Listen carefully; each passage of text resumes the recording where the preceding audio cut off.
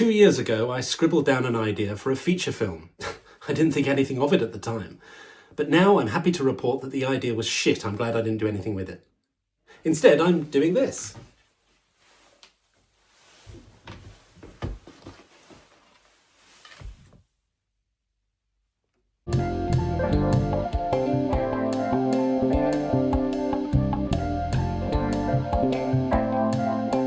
The trouble with writing screenplays is the exposition. You've got to know when to reveal plot points to the audience in a way that doesn't feel clunky or cack-handed, and it's very hard indeed.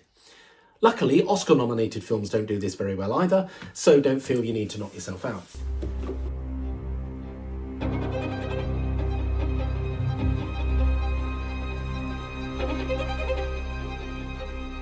Yes, Ray. Your Eminence, you asked me to do a check on Cardinal Arthur's whereabouts in June of last year. Yes, I did. What did you find out? He went to Madrid to meet a businessman called Rodriguez. What was the meeting about? I don't know. What kind of business is he in? I don't know. Who else was there? So, there's nothing I can do with that information, is there? No. Right. So, why don't you go and find out what the meeting was about, what kind of business Rodriguez is in, and who else was there? Yes, Your Eminence.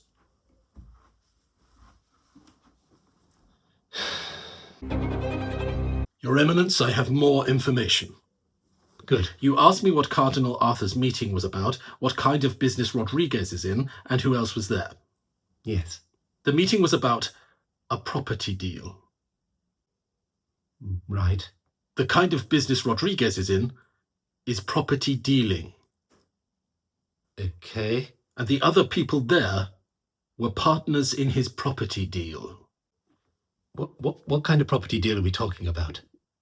I don't know. Right. Again, there's nothing I can do with that information. Can you find out what kind of property deal it was? Yes, Your Eminence. You know, we could be electing Cardinal Arthur as Pope tomorrow. I need to find out what that meeting was about, and you're just leaving it really late for some reason. Yes, Your... Yeah. Just...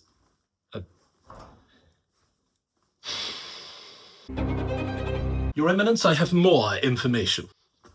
Okay, go on. The property deal was to build a factory. Right. For an anonymous business consortium. See, that's no good.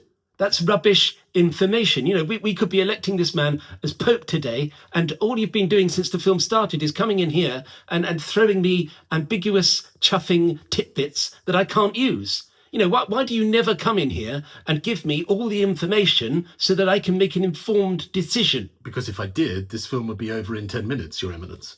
Well, would that be such a bad thing? I mean, I've been wandering around this place for 2 hours now, walking up and down corridors, arguing with Stanley Tucci and looking distraught. I mean, you could cut that down to 10 minutes easily. But the direction is breathtaking and the cinematography is absolutely stunning, Your Eminence. I don't care how bloody stunning the cinematography is. Just get me the information I need so we can finish this film and I can go do something more fun with Wes Anderson. Yes, Your Eminence.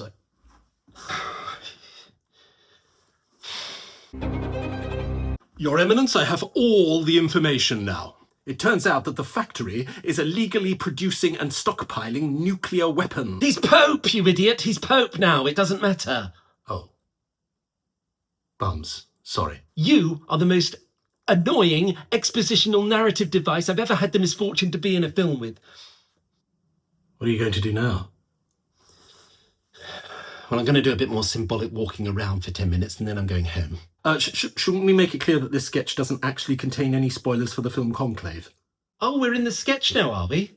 Can you just pick a reality and stick with it, please? Yes, Your Eminence. Oh, flip's sake. Hi, Mum. Yeah, it's me. Just a quick one. You know, I was telling you about this problem I've got with cats coming into my garden, and you said to hang CDs up from the trees. Yeah, well, I've got more cats now. Yeah, apparently cats really appreciate old media. Yeah, I've read about it. Apparently they're the biggest anti-streaming species of the animal kingdom. Second only to tigers. Oh yeah, if you mention Spotify around a tiger, it'll rip your throat out.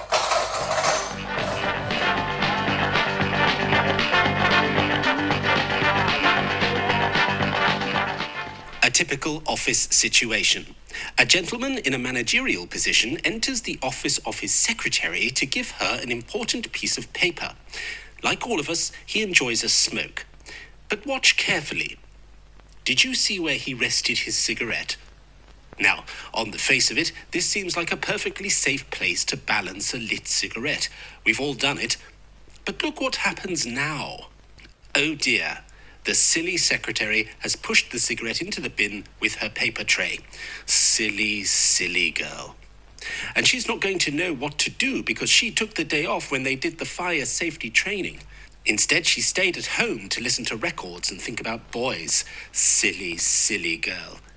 However, on the bright side, the office burning down and her losing her job means she now has a chance to pursue the career she's always wanted in television. So remember, if you cause a fire at work today, don't put it out. Just run away. Let the office burn. There'll be other jobs. Who wants to work in an office anyway? Soul-crushing misery factories? F them all. Follow your dreams. Be the person you always wanted to be. And do it now. For more information on how to let a cigarette fire blow up your workplace so you can follow your dreams, pick up a leaflet at your local post office. Ask any comedian today what they think the secret to good comedy is, and they'll say to you, I don't really know, my career these days is baking cakes, ballroom dancing, presenting word-based afternoon quiz shows, and going for walks. And now on Channel 4, it's our brand new vehicle for middle-aged comedians with nothing to do.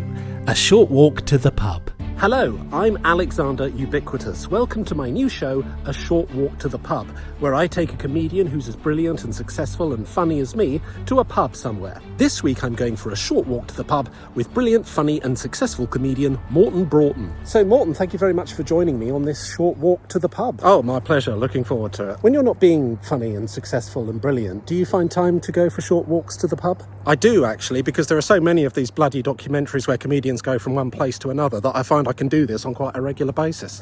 That's such a funny and clippable line that we can use at the top of the show. So, when did you first realise that you were so funny? Well, it was probably in school. I was... Right, we're here. What? We're here. This is the pub. But we've only just started walking. It's called a short walk to the pub, Morton. Yeah, I know, but we've literally only just walked 7 steps. Well, we've done some research, and apparently this is the point in the programme where viewers get tired of all the self-indulgence. So what can I get you? Next week on A Short Walk to the Pub, I'll be walking to a pub with successful, brilliant and funny comedian Russell Russellton. So, Russell, when did you first realise that you were going to be a successful comedian called Russell? Well, Right, here we are. What? Until then, bye-bye. And you can join Alexander again at the same time next week, and the week after that, and the week after that, and every week until the sun destroys the earth.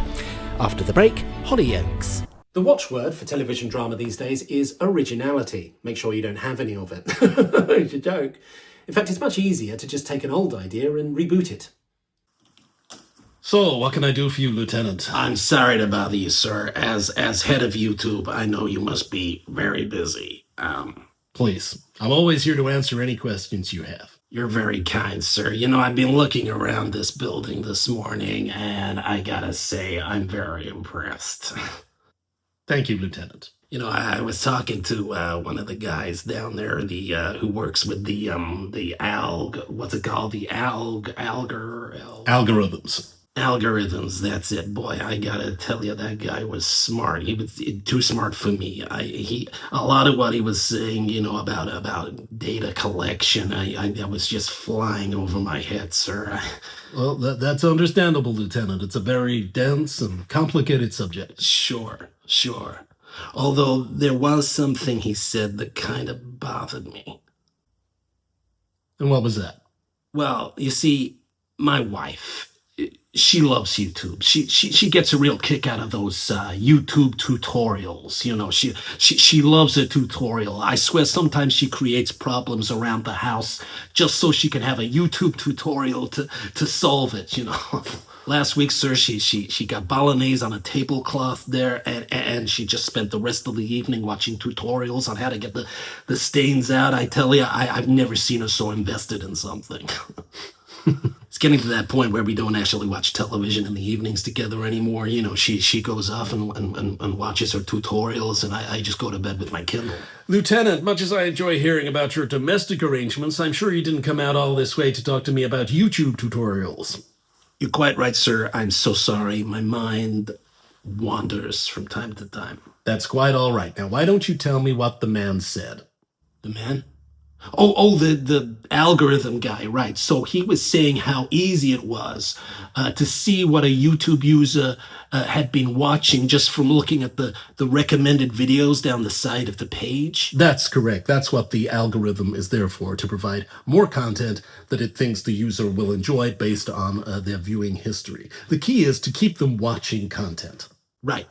Now, the thing is, sir, the last time I saw you, you said that on the night of the murder, you were at home on YouTube searching for video reviews of air fryers. That's right. I needed a new air fryer. Yeah, see, that's what doesn't make any sense to me, sir. What? Well, do you remember, sir, when I came to see you at your house yesterday morning and you were on your laptop and you were showing me YouTube's new layout, and then you pointed to that little gizmo thing in the top corner? Oh, the YouTube icon? Right. You showed me the new YouTube icon. You were very excited to show me that, sir. Yes, I remember, but I don't understand what you're getting at, Lieutenant. Well, sir, I happened to notice that the recommended videos down the side of your page didn't have anything about air fryers. Instead, most of the videos were tutorials about how to get shoe polish out of clothes.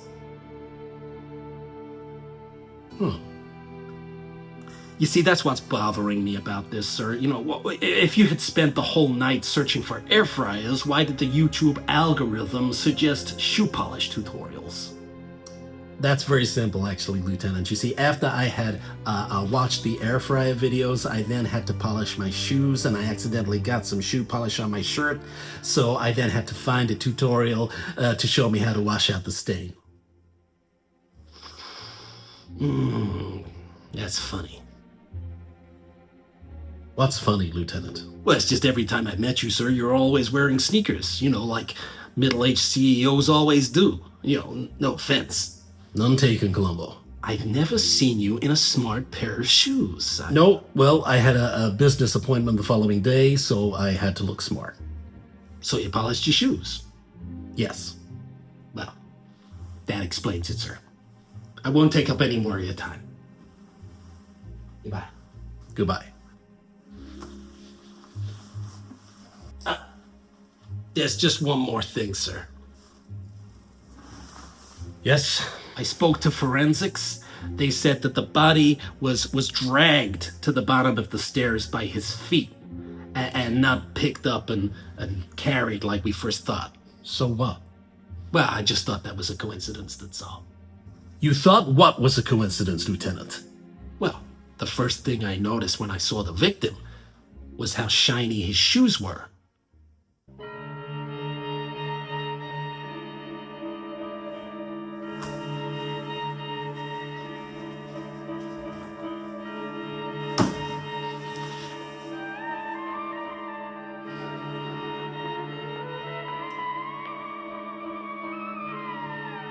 People who call themselves writing gurus will often tell you to write what you know. But these days, if you want a career, it's probably best to write what you know can sell. Anyway, I've tried writing what I know, and so far all I've come up with is a load of stories about a writer who never finishes anything he starts and eats 3 cream eggs a day. Bye.